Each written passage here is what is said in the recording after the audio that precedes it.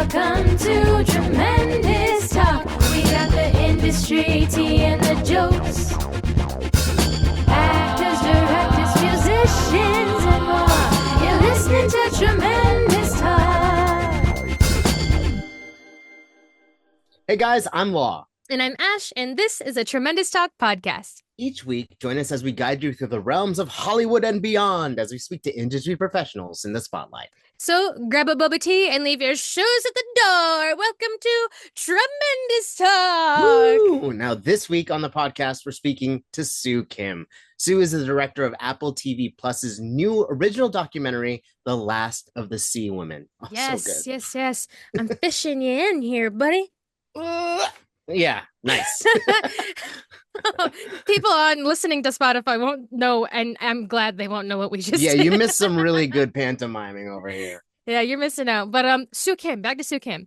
Sue Kim is the daughter of Korean immigrants. She was raised in Detroit, Michigan, and before moving into documentary filmmaking, she spent 20 beautiful years as a commercial producer making award-winning content for brands like Nike and Adidas, and has such a wonderful journey into her filmmaking career. Yes, and her documentary short, The Speed Cubers, launched in Netflix on July 2020 and has been nominated for a Critics' Choice Award, a Peabody Award, as well as shortlisted for an Academy Award in 2021. Absolutely. Her newest documentary adventure, The Last of the Sea Women, dives into the culture of Haenyeo, the South Korean fisherwomen who have been harvesting seafood for their communities for literally centuries. This film messed us up so much, and it's so beautiful, and it's so great. It's such a powerful film that you can catch streaming on Apple TV Plus on October 11th, and we're so excited to talk to her about it. There's female empowerment. We're getting to like documentary filmmaking and like trusting your team, the importance of community, climate change, how policy and global like lawmaking affects the world. And in this episode, we talk about putting the heart in art, which I love. So welcome to the Tremendous Talk podcast, Sue Kim. Woo! Sue, thanks so much for being on the Tremendous Talk podcast. It's been such a joy. I think like when we get to put ourselves inside of these press days, it's such an honor to listen in on all you have to say, plus ask questions of our own. So I thank you so much for that. But you know me, I'm Ashley. I've been on a bunch of your press days with you. I wanted to introduce you to my co-host, La Sharma. Hello. Hello. Nice to meet you. It's so nice to meet you. I really love the film. I just have to throw that out there before we get started. Yeah, it's beautiful. Thank you. You've been doing the AAPI press day and stuff. So, we're all about bolstering creatives in the space and talent in the space, especially if they're paving a way in this industry that is very hard to navigate at times. But also you're telling really important messages, and I can't wait to kind of dive into the meat of this conversation. But we always do start the Tremendous Talk podcast with a little bit of a speed round that Ash leads us in. So let's break up the monotony and we'll do that. Notoriously slow speed round. Okay, so starting off, what's your go-to boba order? I don't actually drink boba. I know it's shocking. My son does. I take him all the time, but I'm not a sweet person. I'm sorry.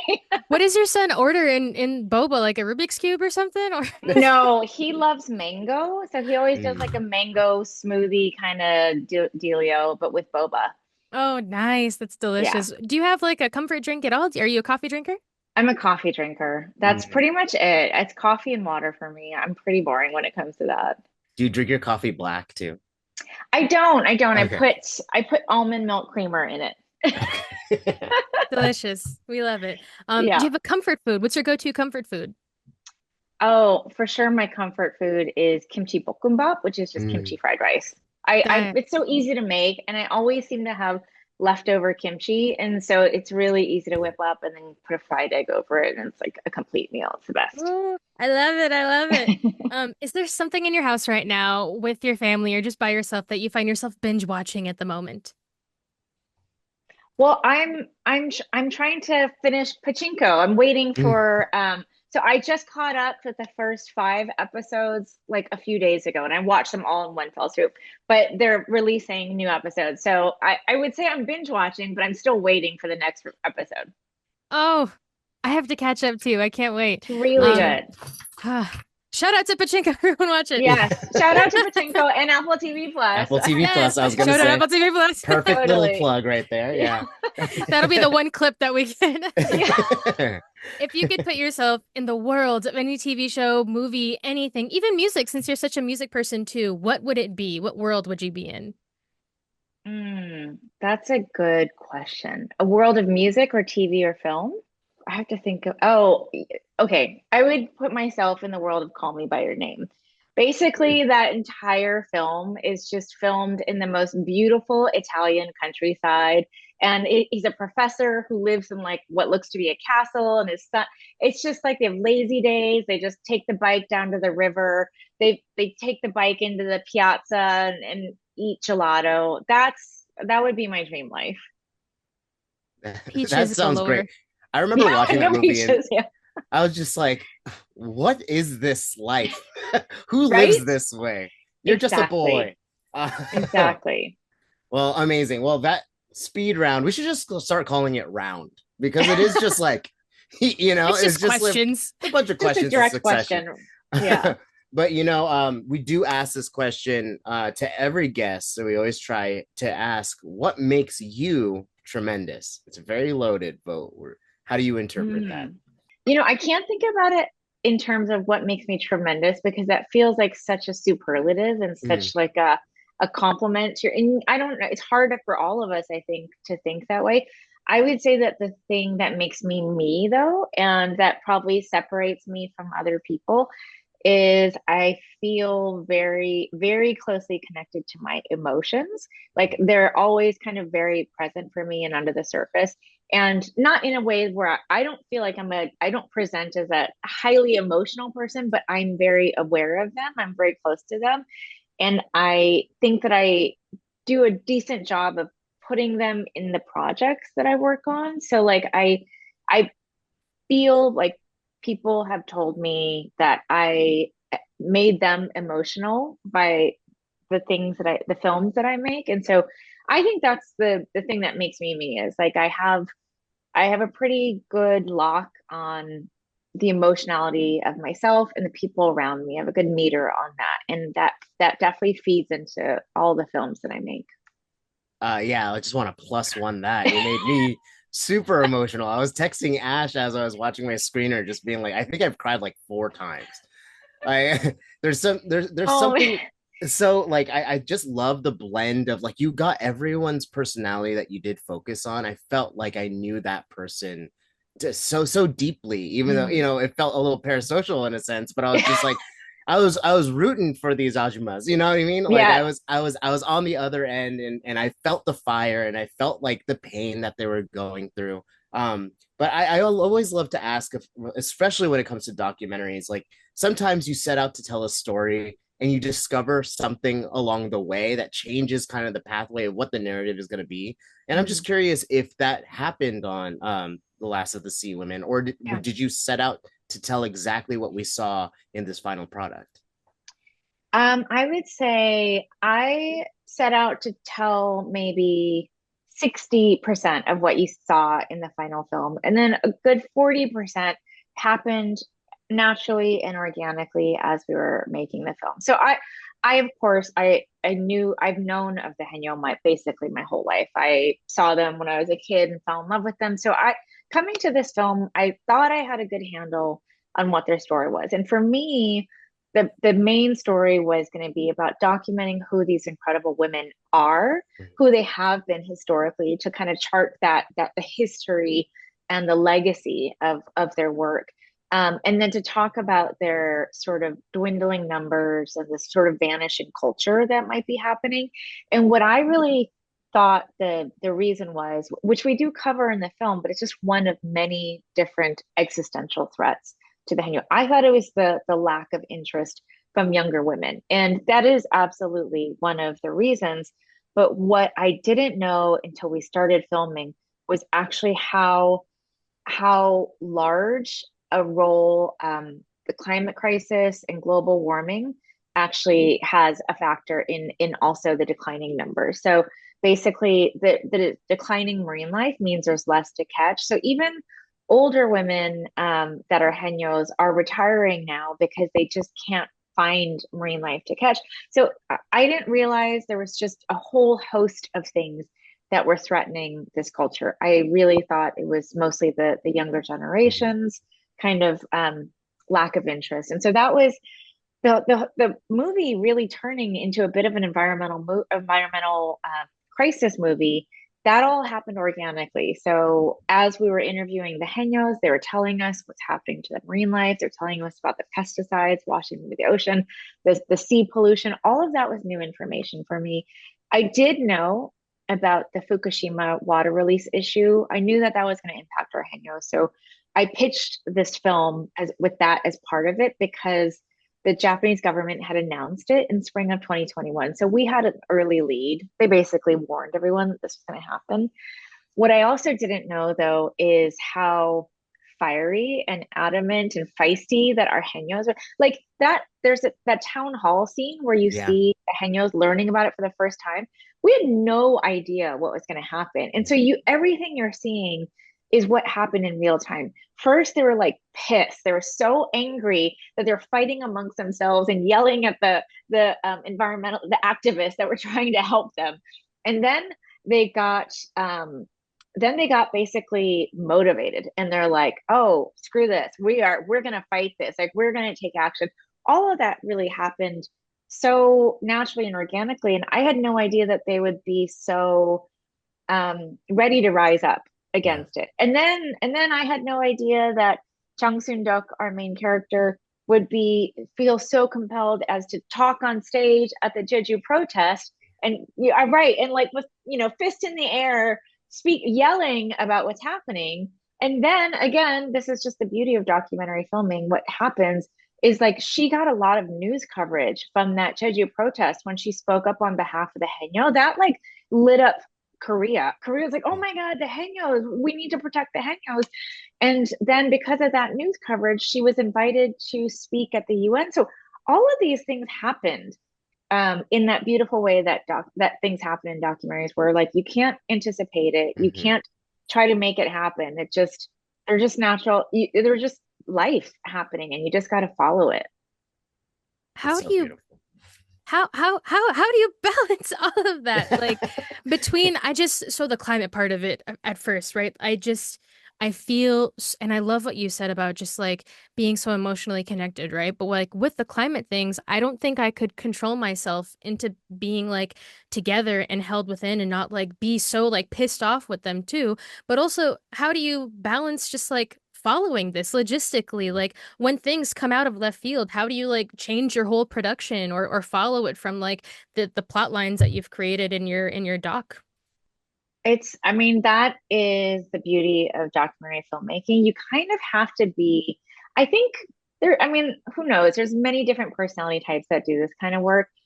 I have found that myself and people that I like to work with, we all share a similar character trait, which is that we like a little chaos. Like I love it when we're filming something and the plot goes hard right and we're like, oh my God, what just happened? And then we're just running and filming it.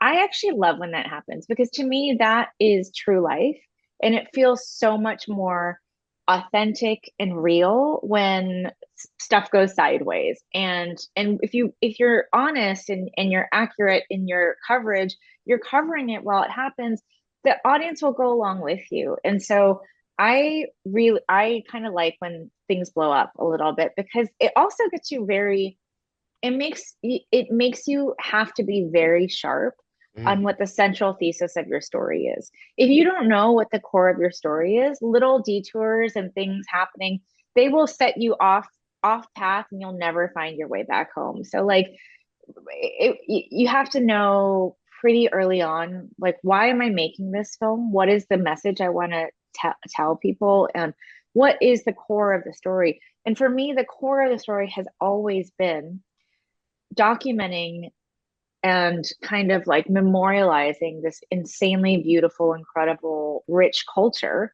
but also documenting all the existential threats that are threatening their way of life and the continuation. So climate change and global warming, that's one of the threats.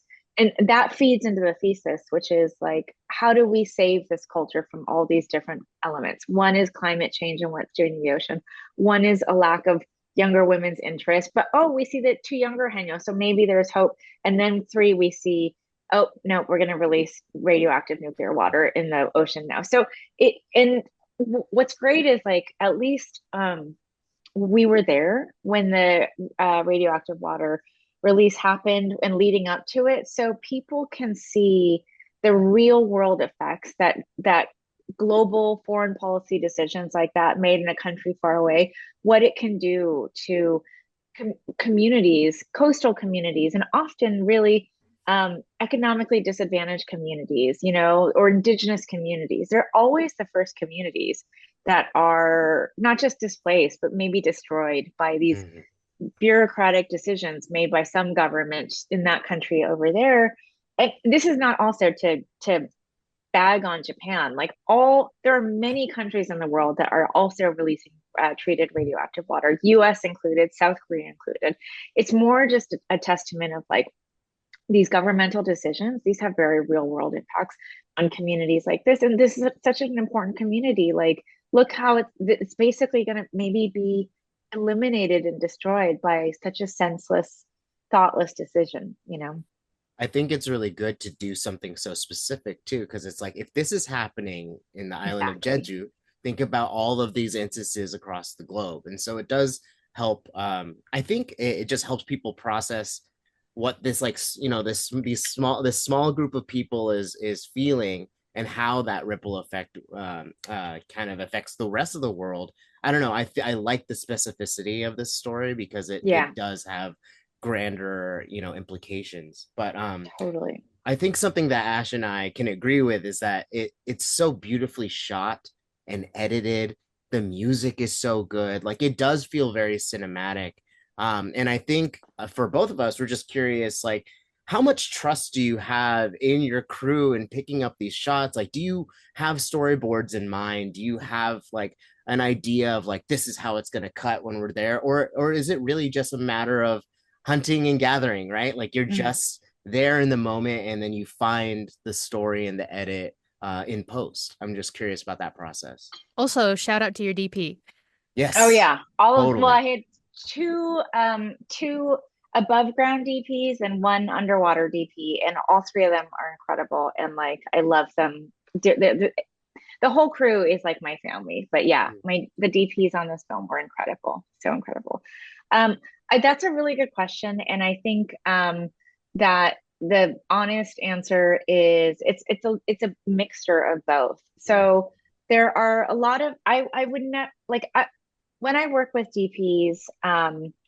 I love to just start off by talking about what my vision for the project is, specifically in any way that might help them when they're filming. So like, for instance, with this project, I very much told Unsu and Iris, my two above ground DPs, and like, the Henyo are heroes to me. So while we are filming them, and I want the aesthetic to be raw and honest, I want to see the lines on their faces, I want to see close-ups, all that stuff. I still want them to feel heroic. I want to make Asian women grandmas the heroes of a film that has never existed before, because it's never existed. So we're gonna make this film that they're gonna be the heroes. And so I think that really helps them get a handle on like what angles they're choosing and what light they're choosing, and how close to get, what lenses they're choosing. But when it comes to like the granular stuff, I definitely don't like to micromanage. I mean, I usually pick DPs because of their previous work, and that means that I need to just trust them. So like, I have a monitor and I have a headset that has comms, so I'm connected to them. So sometimes I'll be like, oh, why don't we shoot her from behind, and like looking up. I'll give little things like that. But in general, I really like to empower them, because they're in the physicality of it. They're in the moment of it, and they're probably seeing something that I'm not seeing. So I really need to trust them. And I do. And I find that they appreciate that, and that makes them be more invested and engaged with every moment that they're filming, is knowing that it's their decision making, really, versus just being a robot that I tell to go left. I don't do that. I don't want to do that to them. And that's also their talent is filming. That's not my talent. So that's generally how I like to work with them. But there are times, though, of course, storyline wise, I have things in my head that I want. And so, for instance, two instances on this film is the shamanic ritual scene when we had the shaman scene. I knew that there is no point in telling that part of the story linearly. Like there's no point in literally documenting a shamanic ritual in its linear phase by phase by phase because it's an all-day affair. And it wasn't about one particular shamanic ritual. It's about the fact that on the entire island, all these Henyo communities were praying to the gods and the ancestors to stop the Japanese Fukushima water release from happening.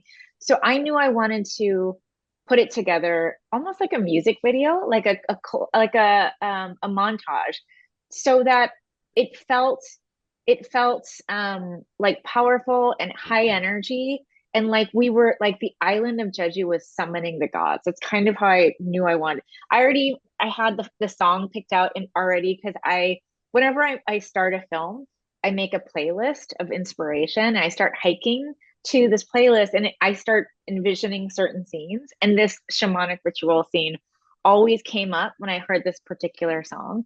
So for something like that, I was very prescriptive with the DPs of this is not going to be shot linearly. Go be super creative. Go super close. Go far. Do a wide shot. Whatever the mood takes you, do it, because it's going to be pulled together in a montage. And then the same thing with the ending scene where our beautiful Kosan Henyo community did the song and dance in slow motion that we ended to. That was the same thing. I'm like, this song and dance doesn't fit in the film in any way from a narrative standpoint, but it's so beautiful.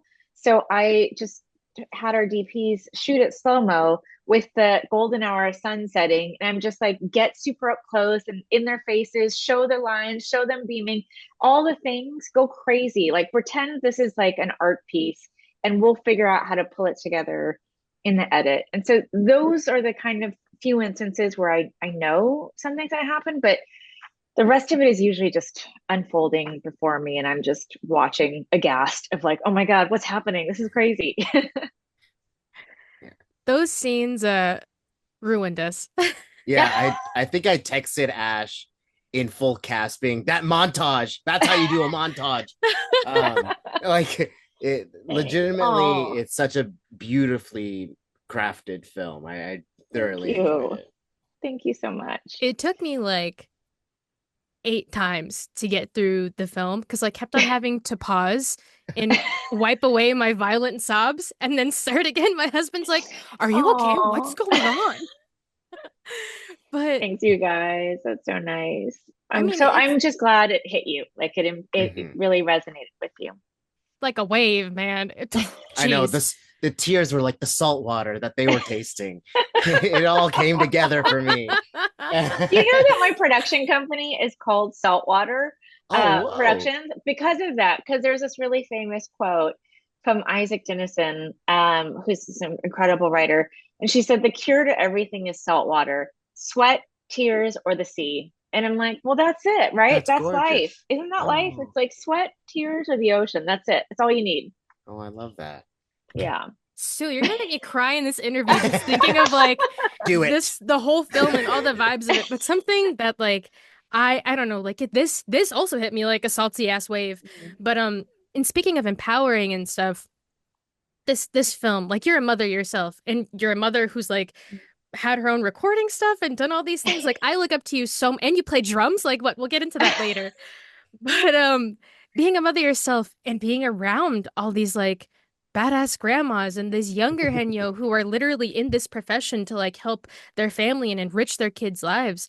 There's so much just raw maternal power here. And being myself, like I'm very much in the horizon of being in this maternal journey as well. But how has that changed the way that you, like, you're so empowering, you literally made a film about your son's like favorite thing to do, right? Like, how has this all changed the way you view being a parent or like motherhood in general? I don't know if it's changed my view of how I parent as much as it's maybe just strengthened my sense of connection to my own child, connection to the younger generations. I also feel like actually the opposites happen where it's really strengthened my connection to the older generations, and it's given me such a new appreciation for building those intergenerational relationships with our elders, which honestly, like, I mean, I think it's different with Asian cultures, and I can only speak to Asian cultures because that's the only culture I've ever grown up in. But I do think Asian cultures, we do tend to be a little bit more honorific and a little bit more deferential and respectful to our elders. It's sort of built into our societies a bit, but still, we're also Asian American, and we grew up in America and Western cultures. I feel like there's this terrible, terrible loss of valuing our elders that is current society, and it kills me because I think we used to have that generational respect for our elders, and it was beneficial to us. Like, there's so much beauty and wisdom and insight that we can glean from our elders if we just actually listen to them or actually think about putting more time and effort into building those relationships. But I feel very much like nowadays, like, older people are invisible. They're invisible citizens in our society. And yeah, one thing like I really kind of felt during the making of this film, and I felt, I still feel it now, is like, I hope we get back to that place where we love and respect and adore our elders, because that's how I felt with the Henyo, and I still feel that way about them. And I feel like people, when they watch the film, they feel that way about the Henyo as well. It's almost like because they're older and because they're still doing such incredible things in the ocean, you have more respect for them because of that age. But yeah, I feel like there's just something that we've lost as a society when it comes to building those intergenerational relationships. And I definitely love having the younger intergenerational relationship, and I feel more of a sense of responsibility of the condition that we're leaving this planet to them. I think partly because I've seen how passionate the Henyo are about, they're literally shouting it at the protest, is like, we must pass on a clean sea, you must pass on it. I mean, they're not saying like down with radioactive water. They're literally chanting about the obligation they have as the older generation to pass on a clean ocean. And I feel like I've that imprinted on me, where I'm like, no, I'm much more aware now that every single thing I do has an impact on the kind of planet that we're going to give to our kids and our grandkids. But yeah, I would say it's both. I have such a deep appreciation now of, and more just the generational responsibility we have towards the younger generation, but also just getting back to a place of love and inclusion and respect for our older generation. It's so funny because I think your film does that though. Like my mom and I, we usually just talk about getting my dad's prescriptions or like going on an errand or something. Yeah. But I called her after I watched this film, and I would call my grandma if she was still around. But I called her and we literally had like a 40-minute conversation about climate change and all the things happening like in that oceanic area. And just like your film brought us together in that way. And I know we're not the only people that's happening to. I was gonna say, another text I sent to Ash was just like, the wisdom is just flowing out of these women, and I like said, like, I was inspired by the indomitable spirit of a woman on a mission. You know what I mean? Like, that I could not help but take away that fire and that passion. And it's true. Like, sometimes when I'm like, I remember sitting down in my old barber shops where I used to get my hair cut as a kid, and the best stories always came from the old men who were like talking about, like what their lives were like decades before I was even around. And it's unfortunate that I haven't been able to connect like that with every elder that I've come across, Right. because I'm sure there's so much that I could learn from that. But this was like, I don't know, I genuinely loved all of these people in this film. And so I can't wait for people to see this, and hopefully there is a bigger impact that you guys can like measure and see, like how let's say like how it does affect like policy, or just like awareness is such a big part of it, right? So um I think for me, when it comes to wisdom, and we talked about editing, were there moments that you were just like, this doesn't fit the story, but I'm really glad I have these clips, like like I'm really glad that I have these moments of these people on film? I mean, there's so many little clips that we added in there that maybe aren't so vital to the story, but they show so much personality. Mhm. Like, I mean, even just in the beginning of the film, when you see that community of Haenyeo fighting, and they're fighting ferociously, they're like shouting at each other so angrily. Yeah. We didn't need to include that necessarily, but for me, it was very important to include it because I'm like, that's honestly how they were half the time. The Henyos are always beefing with each other. You've got to understand the different communities beef, but then within their own community, there's little cliques and they're beefing, and but that's who they are. It's like a true family where it's like there's dysfunctionality and then there's total loyalty and sisterhood, and they all live together. And so I wanted to show that because I'm like, that is what my experience of the Haenyeo are, is they're always beefing with each other. But like you see in that film, the scene, they get over it like that. Like Yeah. someone is just like, I'm sorry, my bad. That was my problem. Like, forgive me. Let me hug you. And then it's over and it's never mentioned again. And it shockingly probably so healthy just to Yeah. be, let every emotion fly and then resolve it and let it go away. So like things like that were always just so easy to pull into the edit because even if they weren't crucial to the thesis of the story, they were crucial in helping people understand who the Haenyeo are as humans, as people. Mhm. I will say there was a scene that didn't make it into the film, and it's one of those things where the filming of it was the most beautiful, probably one of the most beautiful things I've ever filmed. And my DP Iris shoot. So basically, it was during one of the shamanic ceremonies, and the whole village had gathered for the shamanic ceremony, and they're carrying this sort of sacrificial straw boat onto an actual boat. And a bunch of them got on the boat. We got on the boat, and then the boat took off, and they were going to launch this ceremonial boat into the ocean as an offering to the god of the sea. And there was this sort of like shamanic music on the speakers, and everyone was like dancing in this.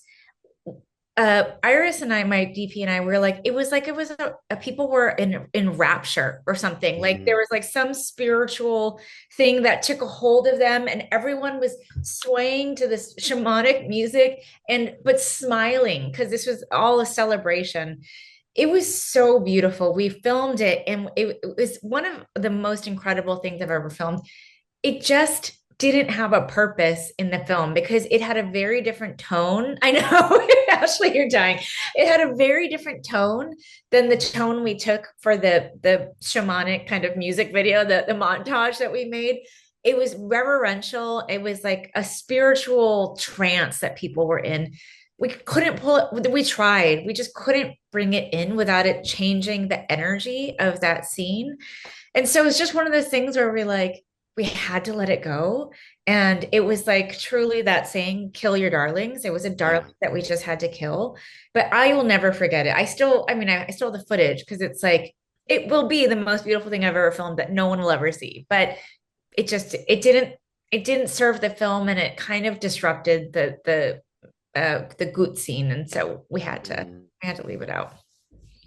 I mean, it doesn't have to be unseen. There's a couple people here that maybe are interested in seeing. Well, TV plus, we didn't say that. Yeah. That's Yeah, they'd funny. be like, yeah, unused footage. Yeah, I don't know about that. But anyway. Jeez. there's so much to this, right? Like there's talking about this like female empowerment part of it, right? This like highlighting this like global climate change situation. This film is so much bigger than I think anybody could ever have imagined. Like this Mm-hmm. film will proceed, like this is a legacy film. People will be Mm-hmm. watching this film years down the line to understand what's happening in this present day. And that just kind of like thinking about the film in this existential way hurts my head a little bit. Yeah. Just does that has it happened to you? Like this is like a movement essentially. Oh man, I love the idea of that. Like the idea of it though breaks my brain too, in the same way that you said.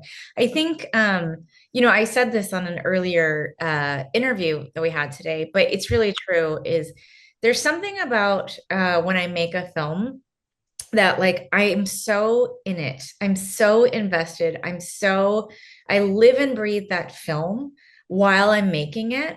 But the minute it's done, it's like it has to be like a bird leaving the nest for me. And so I can't, because really I cannot get attached to or connected to what happens after it gets released. Mm-hmm. If it has impact, that's incredible. That's like my deepest, greatest hope is that it will resonate with people and have some sort of impact. But if it doesn't, I also can't take that in any way as a negative. And I really do think of myself as a vessel for getting certain messages out into the universe.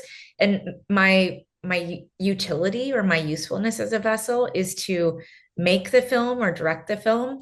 But then the message is its own thing. The spirit of the thing is its own thing. And once it's out in the universe, I have to just let it go, like spiritually and philosophically, because I want it to like have its own life, and I want it to do whatever it's meant to do out in the universe. I want it to find its people, like the people that are gonna be, it's gonna resonate with, it's gonna mean something to. But yeah, I guess if I can't, I think for my own mental health, I can't stay connected to the film. I have to let it go. And so I'm almost in the process. We're like 2 weeks away from launch, right? As soon as it launches, I'm gonna let it go. There's like Cool. some sort of sorry, Lot, but there's like a metaphor between what you just described with us with that like sacrificial boat and then letting it go. Like there's a lot of metaphors here. Yeah. Yeah. I could see that.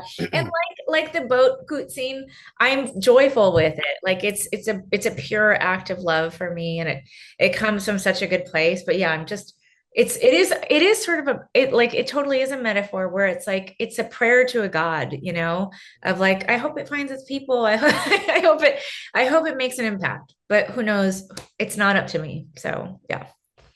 And you might let it go, but people may not let go of it. You know what I mean? Like you might just keep hearing about it, and you don't know how people it will ripple. But I totally understand and resonate with the idea of like I do need to for me to progress. I Yeah. need to like leave this behind. But at the same time, like Ash said, because it is such like a impactful message and a perfect vessel to tell that message. I don't know. You never know where things can go, but we're hopeful that it does find many people and many eyes and many Yeah. homes. I hope Um, it does.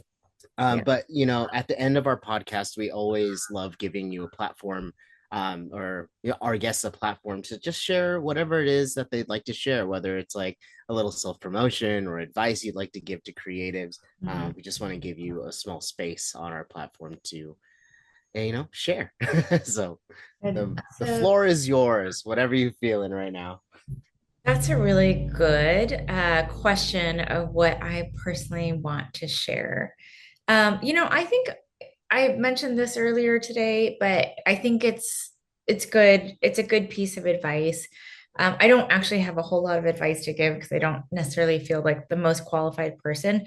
But as a person who loves art, who loves films, who loves music, who loves all forms of art, I think for anyone that is a creative person and has an art form that they love, I think that the best advice I could give would be as much heart as you can put into your projects, do it. Like I know it's sometimes cooler to be high concept or super stylistic or like just cool in general, which that's fine if that's your aesthetic, but whatever you're doing creatively, art wise, you can never go wrong with putting all of your heart into it. Like put it as much emotion, heart, meaning, all of it, because that's, for me, I found that's what people identify with. That's what they connect with, is always going to be the heart. So whenever you're in a place of like a creative dilemma or decision making,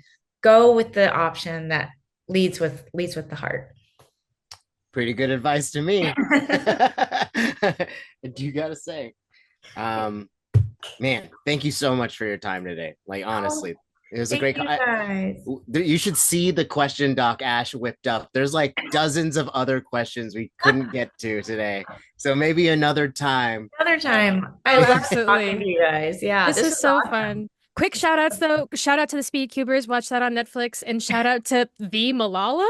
Oh yeah. Yeah. Shout out to the Malala for sure. No big deal there. Yeah. Incredible. You guys should get her on your podcast next time. She's great. Oh, definitely. We'll send a couple emails. We'll see. Yeah. Sue, this is great. And then I definitely have to like ask you about your drumming history at some point and get into all of that. Like there's like 17 questions on here about that alone. Oh my God. Yeah. Anytime. Let's talk about it. But yeah, yes. I don't have a drum kit now, but yeah, I have a drum kit. There's one right here. I'll mail you one. I'll just come over and play for a little bit. Yeah, absolutely. The room's here. Feel free to use it.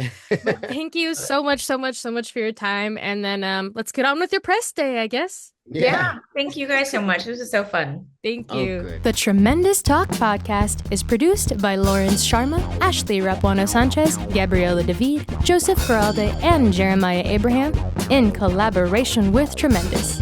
The Tremendous Talk podcast jingle is by Jared Sanchez and Ashley Rapuano Sanchez, produced at Amsterdam Records.